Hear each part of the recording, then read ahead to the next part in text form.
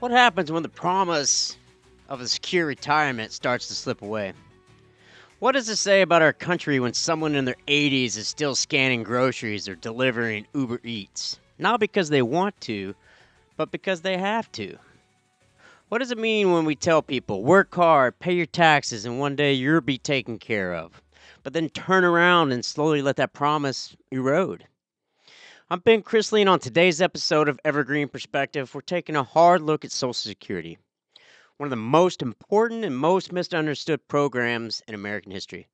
We're going to look at where it came from, why it was created, what life looked like before it existed. We're going to break down how it actually works, where the money comes from, how it's managed, and whether Congress really did steal from Social Security, like you've probably heard. And most importantly, we're going to talk about how Social Security is under threat today. From billionaires tweeting about Ponzi schemes to politicians quietly trying to raise the retirement age or gut benefits altogether, there's a real coordinated effort to undo what generations of Americans have counted on. But it doesn't have to be this way because if Social Security represents anything, it's this. It's a promise we made to ourselves that after a lifetime of work, people deserve dignity, not desperation. Let me tell you about Dolores. She's a 74-year-old lady. She worked as a nurse's aide for over 40 years, raised 3 kids, stayed married to the same guy till he passed away. She never made more than about $38,000 a year. When she retired, like a lot of people her age, she didn't have a big pension or private retirement account. Her savings took a hit, during some financial incidences, and she never fully recovered. But every month she gets a Social Security check. It's not much. It's a little over 1,500, but it's enough to cover her rent and her subsidized senior apartment, her prescriptions, and a few groceries. She counts her pennies. She doesn't eat out. She doesn't take vacations, but she gets by because of Social Security. She told me that if the check had ever stopped coming in, she said, I don't know what I would do. I'd have to move in with my daughter, but she's already working 2 jobs and raising her own kids. So not imagine Dolores had retired in 1925, 10 years before Social Security existed. There wouldn't be a monthly check. There wouldn't be Medicare to help cover her doctor's visits. There wouldn't be hope that her kids could help. She'd have to hope that she wouldn't get sick, hope that charity would step in. Before Social Security, growing old in America was a risky business. There was no guaranteed income, no safety net, no backup plan. If you couldn't work anymore because of age, injury, or illness, you were on your own. Some folks moved in with their kids if they had family who could help them. Others relied on churches and neighbors and local charities, but a lot of people, they just fell through the cracks. Many ended up in poorhouses. They were government run institutions where people who had no income or family support spent their lives, the rest of their lives, right? These places were overcrowded, underfunded, and deeply stigmatized. Living there was seen as a failure, a source of shame. You weren't retired, you were warehoused. Others lived on the street, survived on soup kitchens or begged. Some people, obviously they just worked and worked till they physically couldn't work anymore, doing whatever job they could find into their 70s and 80s just to eat. The elderly poverty rate back then was staggering. Estimates put it at over 50% of seniors lived below the poverty line in the 20th century. There was no safety net to catch them. No disability checks, no survivors benefits, no Social Security, no Medicare, no guarantee of anything. People died from neglect, malnutrition, and untreated illnesses, not because there wasn't enough food or medicine, but because there wasn't a system to make sure they got it. That's what falling through the cracks looked like. By the time the Great Depression hit in the 1930s, things got even worse. There's no pensions for most workers, no Medicare, no 401ks. And even if you had managed to save a little, well, the stock market crash of 1929 wiped out what little security many families had left. And let's be real, working class people didn't have much to begin with. This was the world that gave birth to Social Security. It wasn't some random government idea, it was a direct response to people suffering. To a country looking around and realizing we can't keep letting people age into poverty and just hope for the best. So the question became, what do we do about it? But before we get into that, I want to bring in Kate for Kate's Civic Corner to tell us about engagement and volunteer opportunities in and around the 3rd Congressional District. Thanks, Ben. Hi, folks. Kate here with the Civic Corner, taking a minute to highlight some opportunities to get involved here in Southwest Washington. If you're not around here, do a little searching on the web when you have a minute. I'm sure you'll find some great options in your area. We'll put a link for each of these events in the show notes where you can find more information, including what to expect and how to sign up. All right. We have the Longview Spring Dark Market coming up on April 19th and 20th at the Cowlitz County Event Center. Sounds like a pretty awesome opportunity to mingle with the community and check out some local vendors. On April 22nd, the Clark County Republicans will be holding their quarterly meeting at 6:30 p.m. at the Mason Building in Vancouver. And on April 23rd, the 20th Legislative District Democrats will be holding their general meeting at 7 p.m.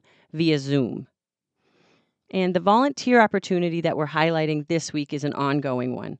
The South Pacific County Humane Society is looking for help in a variety of areas, including dog walking, cat cuddling, adoption counseling, gardening, grant writing, and more. Some pretty awesome stuff to help with. Check out their site for full details. And if there's an event in Southwest Washington that you'd like us to feature here on Evergreen Perspective, please put it in the comments or send us an email. We'd love to hear about it. This is Kate with Kate's Civic Corner, encouraging you to get out there and get involved. Now back to Ben. Thanks, Kate. So, what did we do about it? That's where Franklin Delano Roosevelt stepped in. In 1935, in the thick of the Great Depression, President Roosevelt signed the Social Security Act into law. Now, this wasn't just another government program. This was a turning point, a moment when the country said, we're not going to let people who've worked their whole lives be abandoned in their final years. FDR called it a measure of protection to the average citizen and his family. He didn't pitch it as charity because it's not. He framed it as insurance. You pay in while you work, and when the time comes, you get something back. Simple, fair, and earned. It was a radical idea for the time, not because people gave money for nothing, but because it guaranteed that working people would have something to fall back on in old age. So, how did it work in the early days? It was self funded from the very beginning, just like it is today.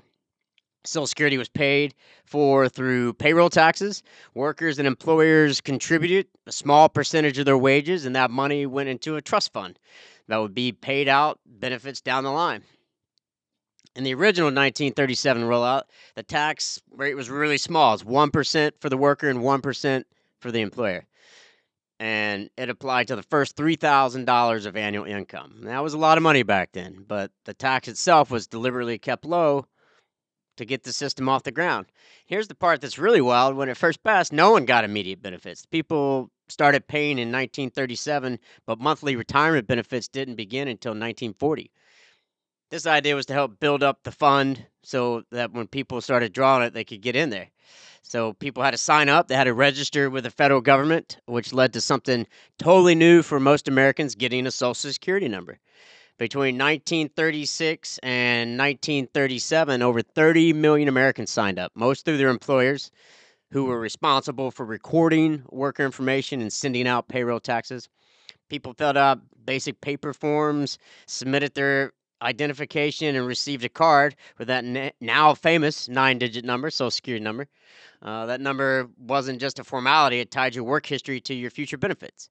For many, it was the first formal record of employment and income they'd ever had. It was a massive logistical undertaking and one of the most successful public rollouts of its time. And by the time monthly checks went out in 1940, Social Security had already become a cornerstone of America's social contract. At the beginning, Social Security was pretty limited. It only covered certain jobs, mostly white collar or industrial work. Domestic workers, farm laborers, and often women and people of color were left out. And here's the thing, that wasn't a mistake. It wasn't some oversight. It was a deliberate compromise, right? Just to get the bill passed at that time. Because back in the 1930s, that's something you might be familiar with, Jim Crow laws, right? The Jim Crow South was alive and well.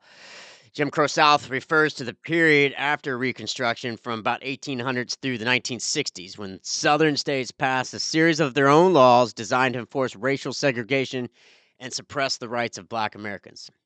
These laws separated everything: schools, buses, restaurants, drinking fountains, restrooms, even cemeteries.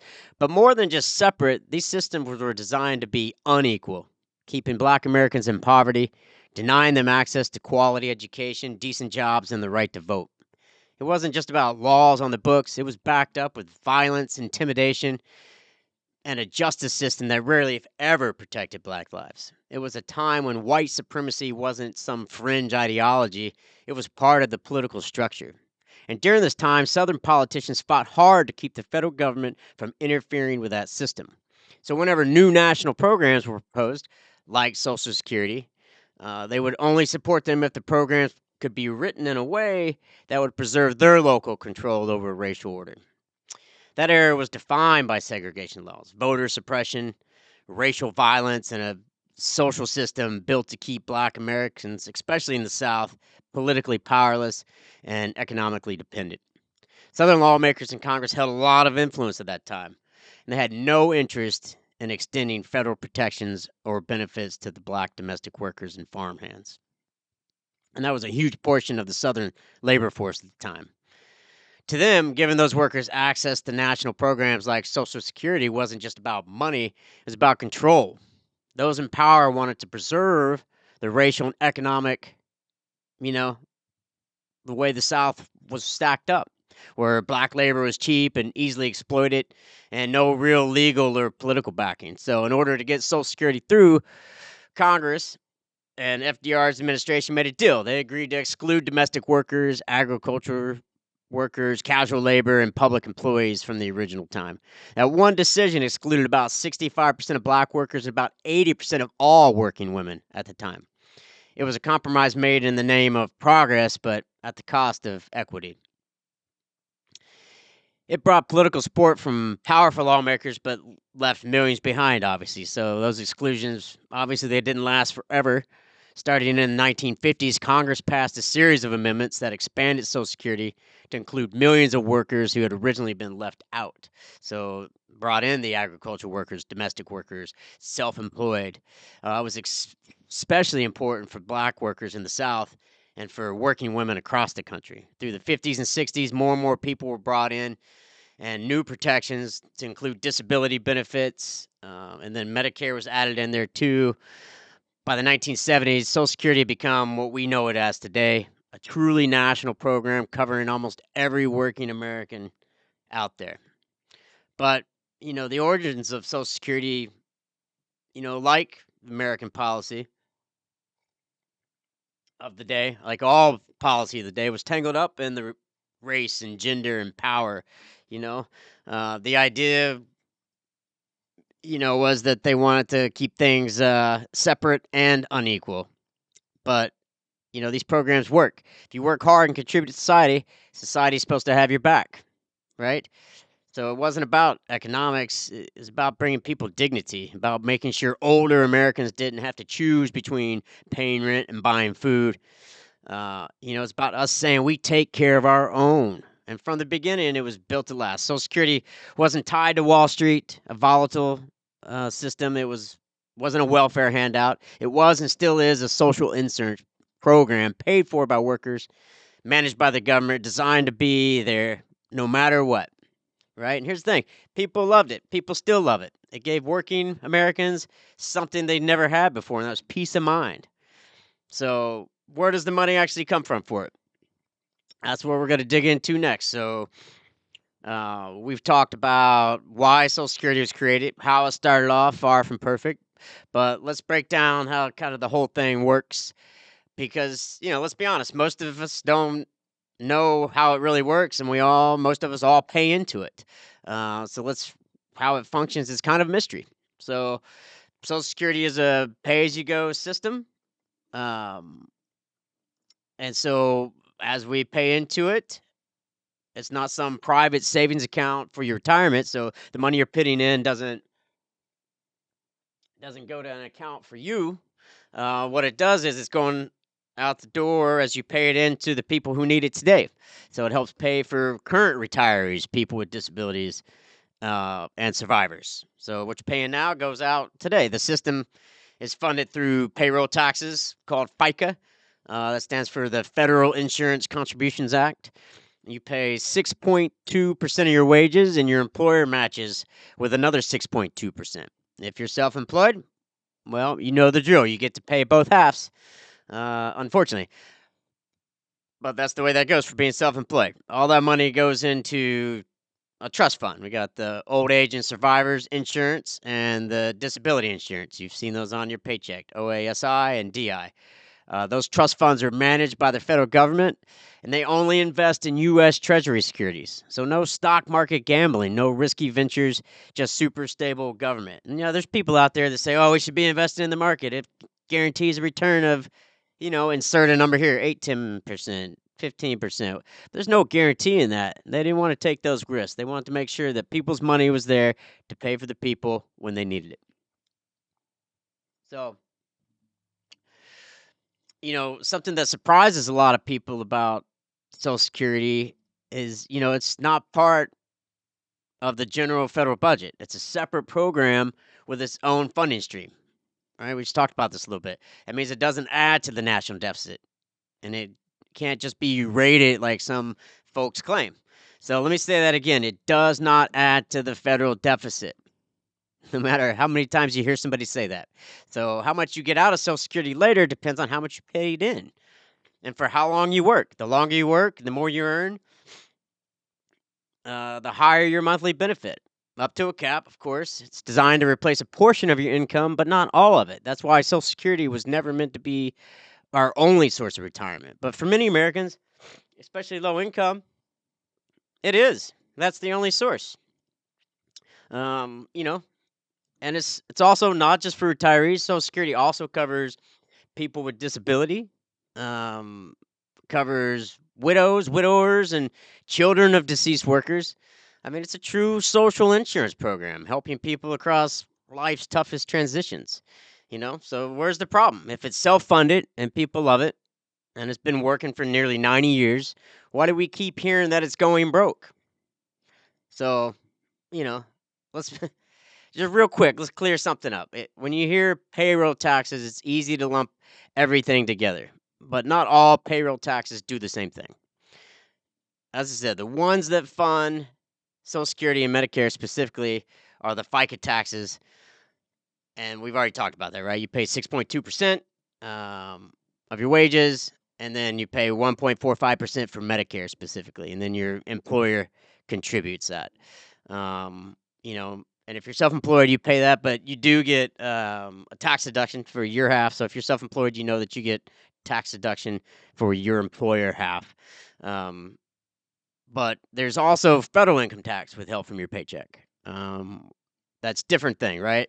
That goes into the general federal fund and funds highways, military, all that infrastructure type stuff, but it does not touch Social Security. So when you hear people talk about the government rating Social Security or spending your payroll taxes, it's worth knowing that um, the money you pay into Social Security is tracked and accounted for. It's supposed to go exactly where it's promised, but that hasn't stopped, the myths from spreading, obviously. And I think that brings us to one of the most misunderstood parts of the whole conversation. And I'm sure you've heard this before many times, is that Social Security is going bankrupt, right? Is Social Security going bankrupt? Did Congress steal from the trust fund? Is Social Security even sustainable anymore? So let's talk about some of those myths and the politics and what's going on with them. Let's bust some myths for starters. If you've ever heard someone say Social Security is going bankrupt or Congress stole all the money, you're not alone. These ideas have played everywhere: cable news, internet comment sections, and even some elected officials are, you know, saying that type of stuff. So Social Security is not going bankrupt. It is facing a long-term funding shortfall. But that's not the same thing as running out of money. So here's what's really happening. Remember how we said that Social Security is a pay-as-you-go system? That means that current workers fund current retirees. And for a long time, that system worked just fine. We had more workers than we had retirees. But now, people are living longer. Baby boomer generation, which is huge, is all retiring or haven't retired, right? So birth rates are lower now, right? So this means fewer workers are supporting beneficiaries. So the Social Security Trust Fund, which built up a big reserve over the years, has been helping to bridge that gap. But if nothing changes, the trust fund is projected to run out of reserves by 2033, 2034. That doesn't mean the program shuts down. It means that Social Security would only be able to pay out about 77% of scheduled benefits. Right? So that's a cut. It's a cut. And it's serious, but it's not bankrupt. It's not poof, the money's gone. Right? It's a math problem, and it can be solved if we stop treating it like a political poison, right? Or political talking point. We can do something about it. Now, what's the other big one, right? Congress stole the Social Security money. Uh, this one has some truth baked into a misunderstanding, but here's what happens. Social Security runs a surplus, meaning it takes in more money than it pays out, which has happened plenty. That money just doesn't sit in a vault somewhere. By law, it has to be invested in U.S. Treasury bonds. So they're basically IOUs from the federal government, in safe, stable, interest-earning bonds. So that money isn't gone. The government is required to pay it back with interest. It's supposed to be like when a bank loans money, you know, pay interest on it, you pay it back.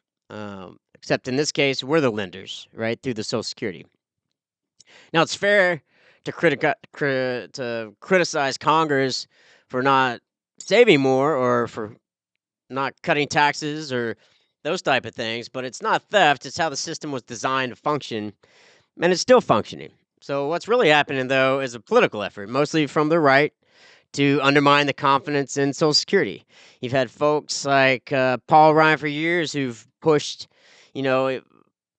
for privatization, trying to turn Social Security into a private investment account tied to the stock market.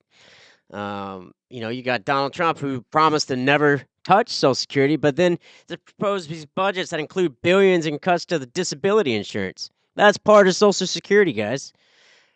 And then there's the narrative that gets pushed by some of today's wealthiest voices. You got folks like Elon Musk tweeting that Social Security is a Ponzi scheme. You got other billionaire influencers and crypto bros mocking the whole idea of public programs like they're above it. But here's the thing: Social Security is not a Ponzi scheme. And anyone calling it that either doesn't know how it works or they're trying to mislead people on purpose. Right? A Ponzi scheme is when someone promises returns, pays old investors with money from new investors, and hides the fact that there's no actual investment generating value. Ponzi scheme is a scam. It's a house of cards that collapses when the money stops coming in. Social Security is the exact opposite of that. It's transparent, it's regulated, and it's based on public law. Workers know exactly how much they're paying in, how their benefits are calculated, and how much they're going to receive out of them. The system has been audited, tracked, and adjusted for nearly 90 years. And here's another key difference: Ponzi schemes collapse because they're fraudulent. Social Security, on the other hand, can be adjusted with simple policy choices to make it sustainable for future generations. So now let's talk about the billionaires who call it a scam because, to me, the irony is that they benefit from Social Security more than they care to admit or are smart enough to recognize. Not because they need the monthly checks. Most of them will never touch those benefits. They don't need them. But because Social Security helps stabilize the entire economy, they profit from it. Think about it. Social Security puts money in the pockets of retirees, disabled workers, and survivors. Money that gets spent on what?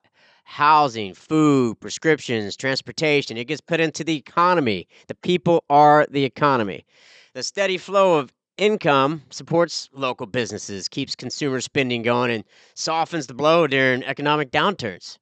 So without Social Security, millions of people would fall into poverty, which would do what? What would that do? That'd ripple through the economy, hitting everything from retail to real estate. And that would absolutely affect the portfolios of the ultra wealthy. So even if billionaires don't feel the personal need for a Social Security check, they're still benefiting from the economic stability and consumer confidence that the program creates. Not to mention, if Social Security didn't exist, the burden of care for aging parents, grandparents would fall directly on middle and lower middle class families, which would squeeze these workers and reduce their productivity, increase economic anxiety.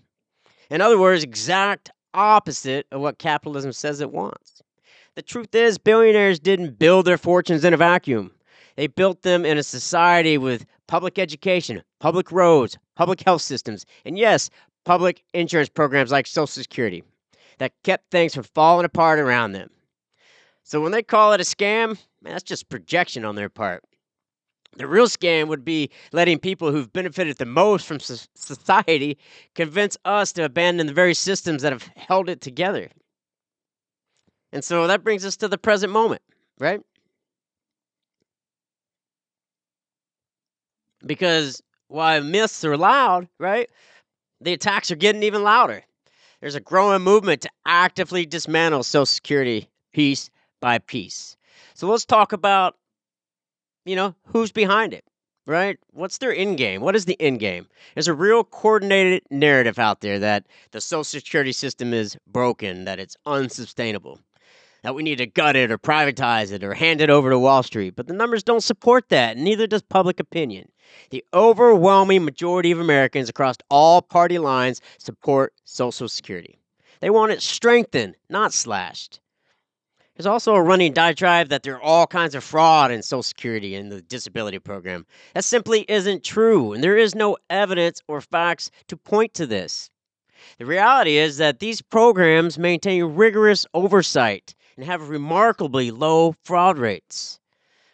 Social Security retirement benefits employs strict verification processes to ensure that only eligible individuals receive retirement benefits. Cases of fraud are rare. When they do occur, they have mechanisms in place to detect and address them. Similarly, the disability program has stringent criteria for eligibility, requiring comprehensive medical evidence and thorough evaluations. The approval process is deliberately very rigorous to prevent fraudulent claims. Is there some fraud? Probably a little bit, but not enough to shut the system down. Right? They're continually working to enhance their fraud detection and prevent those from happening. It's important to recognize that no system is entirely immune to misuse.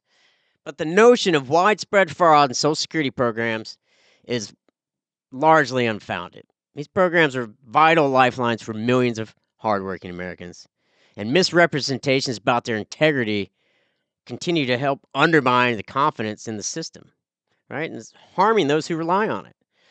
Furthermore, recent claims by Musk assert that individuals age 150 years old are receiving Social Security benefits. No, give me a break. Experts have clarified that such anomalies are due to their outdated COBOL-based computer system, right? So when birth dates are missing or incomplete, the system defaults to a reference date, resulting in incorrect ages like 150 years.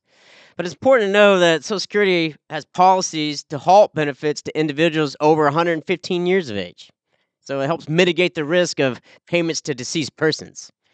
Therefore, these data anomalies do not indicate any fraudulent activity, right? In other words, no one was receiving checks that don't belong to them, right? So then Musk and his Doge team tried to say that minors were getting unauthorized benefits. The reality is that Social Security Administration provides legitimate survivor benefits to children who have lost their parents. So when a parent who has worked and paid into Social Security passes away, their children may be eligible for survivor benefits. So if you're unmarried under the age of 18, you might be eligible for these benefits. Or if they're any age and they have a major disability, they may get these benefits as well. So no kids were getting Social Security payments. That misinformation is misguided because they want to tear down the system of Social Security. The Social Security has stringent measures in place to detect and prevent fraudulent activities, right? It maintains the fraud rate significantly lower than all private sector programs that are out there. So, as a matter of fact, starting April of this year, 2025, the Social Security Administration implemented even stricter identity verification procedures, right, to combat fraud.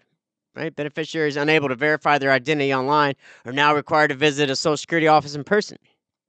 So, this aims to enhance security, um, but it has raised concerns as well for accessibility for the elderly and disabled individuals. Because now, at the same time, the Trump administration has announced the planned closure of tons of offices across the United States that these folks would need to go to verify who they are and what their benefits are. They're also implementing workforce reductions, right? They're aiming to decrease the staff of the Social Security Department by 12%, which is around 7,000 employees. Hard to see them processing claims efficiently when they don't have enough people to do it or offices to do it from. They're also moving to discontinue paper checks. This transition poses a challenge for beneficiaries that are older and been accustomed to getting paper checks, right? They get hard for them to adapt to a digital system. So, you know, it's not a fraudulent system, and the dismantling and shutting offices down and people and then changing, it's making it difficult for people to get the systems that they've paid into and they've earned. That should be super frustrating for every American, regardless of what party you affiliate with. So, the real controversy isn't about math, it's about values. Who do we choose to take care of? What kind of country do we want to be? Right? The people and the ideologies that are actively trying to chip away Social Security right now, we're not talking about fringe voices or random internet trolls. We're talking about billionaires, elected officials, media personalities, and entire political platforms. Right? You got Elon Musk, billionaire, calling Social Security a Ponzi scheme, or others complaining that it's unsustainable. Right? And a lot of Silicon Valley libertarian types have this view that anything involving the government is inefficient, wasteful, or just plain evil. What they're really doing is pushing a view where the ultra rich shouldn't have to contribute to anything that benefits people outside their own tax bracket. I would argue that's their main responsibility. Right? They want low taxes and minimal regulation. They want no obligation to the society that helped create their wealth. But they try to dress it up as some hyper rational language, like they're trying to be efficient or realistic, when really it's just selfishness, right? Then there's more the political side, right? Donald Trump's repeatedly said he wouldn't touch Social Security, but every budget that he's proposed has told a different story. So what comes out of his mouth isn't what he actually does. His administration is trying to cut funding to the disability portion of the program, which helps workers who can no longer support themselves due to major injury or illness. He's also continually floating to raise the retirement age, which might sound fine if your job has been sitting at a desk, but if your whole life has been spent in construction or nursing or factory work, how much longer can you actually work? More recently, Republican lawmakers have proposed privatizing it, right? They've been raising benefit cuts and raising the retirement age even higher, right? Some have gone as far to say, hey, we'd like to phase Social Security out entirely, turning it into, some type of investment accounts that's managed by Wall Street. So take the most stable, guaranteed program in the country and tie it to the stock market, because apparently nobody remembers, say, 2008, for example, right? Let's not forget Rick Scott's plan, right? He's the one who proposed sunsetting all federal programs every 5 years unless Congress reauthorized them. That would include Social Security. And while the idea got pushed back, it's still not off the table, right? These proposals are often wrapped in buzzwords like modernization, fiscal responsibility, or entitlement reform. But let's call it what it is. It's an attempt to weaken or dismantle a program that millions of Americans depend on, so that the wealthiest Americans can avoid paying their fair share of taxes. Right? And here's the real kicker, is that most Americans do not support these attacks. Poll after poll after poll show that people across the entire political spectrum, far left to far right, want to protect Social Security. They don't want cuts. They don't want it to be privatized. They want the system to work for themselves, their parents, their kids, and future generations to come. So the question is, if voters want Social Security and they want to protect it, but lawmakers and billionaires are trying to undermine it, What's going on with that, right? So what do we need to do to try to save it? Right? Let's see what can be done. Because there's plenty. There's plenty. We'll get into some solutions. All right. But before we do, I want to take a minute to just imagine what happens if Social Security goes away. And I'm not talking about some dramatic overnight collapse, but if the cuts just keep coming, right? If the trust fund dries up, if the political games stall out, any fixes that are possible, and the program just kind of withers away over time. I'd like to bring back to Dolores for a minute. She's got that $1,500 check she gets each month. It's not a bonus for her. That's her lifeline. It covers her rent, her heart medication, her bus pass to get to the doctor. She's not out here living large. She's clipping coupons, buying generic, turning down the thermostat in the wintertime. And like millions of others, she's done everything right in her life. She worked, she paid in, she followed the rules. But if Social Security gets cut, or if benefits are slashed even by 20%, like some projections say, Dolores doesn't just lose a little spending money. She might lose her apartment. She might lose her ability to live independently, her access to health care. And then what happens? Her daughter, who's already working 2 jobs and raising 2 kids of her own, suddenly has to figure out how to support her too? That's the reality. It doesn't stay isolated, it ripples through families, through communities. Without Social Security, we're not just failing seniors like Dolores, we're putting more pressure on working families who are already stretched to the brink. This isn't a budget line, it's a lifeline.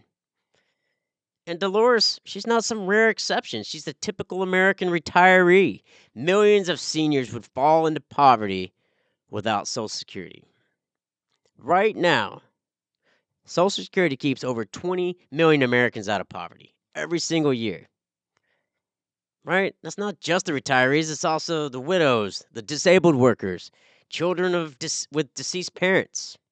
Without that monthly check, people have spent a lifetime working in factories and farms, hospitals, classrooms, kitchens, right? They'd be left with nothing but whatever scraps they could manage to put together. And the truth is, most Americans just don't have much saved. They're too busy living paycheck to paycheck. We love to talk about bootstraps and financial planning, but 40% of people aged 55 and older have no retirement savings at all. None, right? Without Social Security, that means choosing between food and medication, living in cars, moving in with adult children who are already struggling to stay afloat, going back to work at age 78, delivering Uber Eats, not for purpose, but for survival. And what about the people on disability? People rely on Social Security disability insurance because they can't work due to injury, illness, or chronic conditions, right? If that program disappears or shrinks, what happens to them, right? Remember, there's stringent policies in place and checks and balances in place to make sure those folks need that disability. I hear it all the time. People are like, oh, they're milking the system. They're not. And if there is, it's very small. It's a very small percentage of people out there. Most of the people on that program, they need it to survive. They cannot work because they're too physically disabled. Get so tired of hearing that, right? If you take that kind of money, that kind of stability out of the economy, man, it doesn't hurt just individuals. It hurts everybody, right? It hurts small towns. It hurts local businesses. It hurts caregivers. It hurts the housing market. Hurts the healthcare system, right? Even the younger workers, right, who suddenly now have to support more people. They're already living paycheck to paycheck. They can't support another body, right? It would deepen generational poverty, widen the wealth gap even larger, and push working families even further into survival mode. And here's something a lot of people don't think about, right? Even if the program goes away, you're still going to be paying those taxes, right? Even if the program's gutted, because the payroll tax isn't going to stop. They're still going to take your money, right? Because the law has to be changed. They're not going to do that. They're not going to stop taking more of your money. We've already seen it. We've seen it already. They never stop taking more of your money. So we're not talking about some abstract policy here. Without Social Security, we're talking about breaking a promise. We're talking about pulling the rug out from generations of Americans who've been counting on that safety net. But it doesn't have to be inevitable. still a choice, a political choice. So, let's talk about what we can do to protect it and strengthen it. How do we actually save Social Security? The good news is the fixes they're really not a mystery. They're not a mystery. They're not even that complicated. What's missing is backbone, political will, having the right people in there to make these changes happen. For starters, an easy fix is to lift the payroll tax cap. Right now, there's a limit on how much of your income is taxed Social Security. That cap right now is $168,600 a year. So once you hit $168,600 a year, Social Security stops being taken out. You know how many Americans individually make over $168,000 a year? Not that many, despite what you might see on social media. Just look around at your own family and think about how many people actually make that much money, right? So, if we lift that cap, right? If we lift the cap on that, man, that would make all the difference in the world. If we just lift the cap and we say, okay, we're going to make the cap expanded, we're going to take it to $250,000, for example, that would extend the life of the trust fund for decades without cutting a single benefit, just by lifting it up. I think that's fair, right? What I don't think is fair is to put more burden on the hardworking Americans, because some have suggested slightly increasing the payroll tax rate over time, right? Raising that 6.2% that we're paying in already. But let's be honest, man. Working people are already carrying more of their fair share, telling them they need to pay more while billionaires continue to pay less and to skate by and not pay their fair share, right? Yes, I know billionaires pay millions of dollars in taxes. I'm talking about percentage-wise. They should not be paying less percentage than you or me. They need to pay their fair share, right? That's the only way we get things going in the right direction. They make money on the backbone of the American worker, right? And that's to be a system there they support.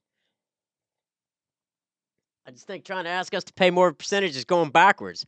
We shouldn't be asking a nurse or a grocery store clerk to give up more of their paycheck when someone making tens of millions of dollars stops contributing into Social Security once they hit 168,000. They stop paying in February. We got to pay all year. If we're serious about saving this program and doing it fairly, the solution isn't to squeeze workers harder. It's to finally make the wealthiest among us pay what they owe, right? Right? We need to expand benefits, right? Some policymakers have proposed not just preserving Social Security, but expanding it. This means increasing monthly benefits to keep up with modern cost of living. Because, let's be real. The average monthly benefit today is around $1,900. That's barely enough to cover rent in most places, let alone food, right? And then they got prescriptions, transportation, all the other bills that come with it, right? Expanding benefits would help reduce senior poverty and give future retirees, more secure foundation and be able to grow old with dignity, right? After a lifetime of working.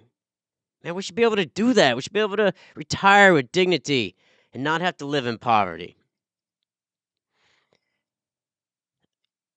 The hardest fix, but probably the most important one, is we got to stop treating Social Security like a partisan bargaining chip. Because for goodness sakes, guys, this isn't a left versus right issue. It's not. Most Americans agree on that, right? We've already talked about poll after poll show that Democrats, Republicans, and Independents overwhelmingly support protecting and strengthening Social Security. The divide isn't in the public. It's in, the halls of power where lobbyists and anti-government ideologies are trying to chip away at one of the few programs that still works well. We need leaders who will say, no, you're not cutting it. No, we're not privatizing it. Yes, we're going to fix it, and we're going to make it stronger. And most of all, we need you. Because the truth is, Social Security only exists because people demand it. And will only survive if we keep showing up and speaking out and voting for leaders who believe in keeping the promise. So I encourage you to call your representative. Ask them where they stand. We need to push for policies that lifts the cap and protects the benefits. And most importantly, talk to your friends, your family, your coworkers, right? Help cut through the noise. Talk to real people. Get off the message boards, right? Talk to real people about Social Security, what it really means. It's not a handout. It's not a scam. It's a promise that if you work hard and you play by the rules, you won't be left behind. And if we want that promise to still be there for us, for our parents, our kids, future generations, we have to continue to fight for it. The promise we keep Social Security is more than just a government program. It's a reflection of who we are as a country and what we believe people deserve after a lifetime of work. I mean, the system has helped generations of Americans retire with dignity, survive disability, and stay afloat after major tragedy. It's one of the most effective anti poverty programs we've ever created. And it works, not because of charity, but because of contribution, because we all work and pay into it. When we talk about what kind of country we want to be, I think about Dolores, right? She spent her whole life in a job that was physically demanding, emotionally exhausting, and not very high paying. She gave to her community. She paid into the system. She did her part. And now she gets by. Not because she's lucky, but because this country made a promise that after a lifetime of work, you won't be left behind. We cannot break that promise. Not to Dolores, not to the millions of other hardworking Americans just like her, and not to ourselves, because someday we're all going to need something to catch us when we fall. Social Security is that promise, and it's one worth fighting for. We all pay in, we all benefit. That's the deal. But if we allow politicians, billionaires, and corporate interests to chip away at it, to raise the retirement age, to cut benefits, to slowly starve the system, it won't be the ultra wealthy who suffer. It'll be the hard working class. The people who scrub the floors, the people who stock the shelves, fix the roads, teach the kids, care for the sick. For millions of Americans, Social Security isn't just extra money, it's the only money. It's the difference between security and fear, the difference between independence and dependence, between getting by and going under. We need to stop pretending this is some future problem. This is right now, and we need to solve it. And how we respond says everything about the country we want to live in and the future we want to have and who we are as a country. Social Security isn't going broke, it's being sabotaged by people who already have more than they could ever spend, trying to convince the rest of us that we can't afford to take care of each other.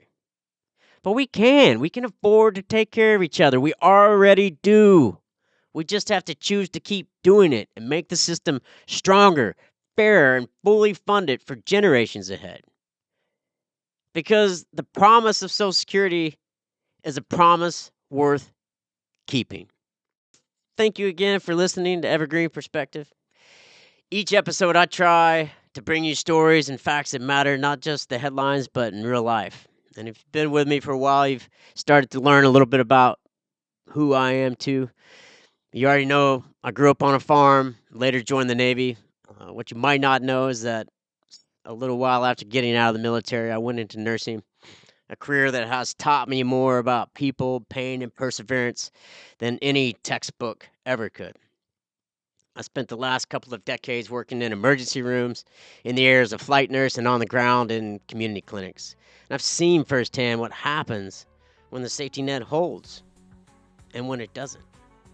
That's why these conversations matter to me, because this isn't just politics or policy, it's personal.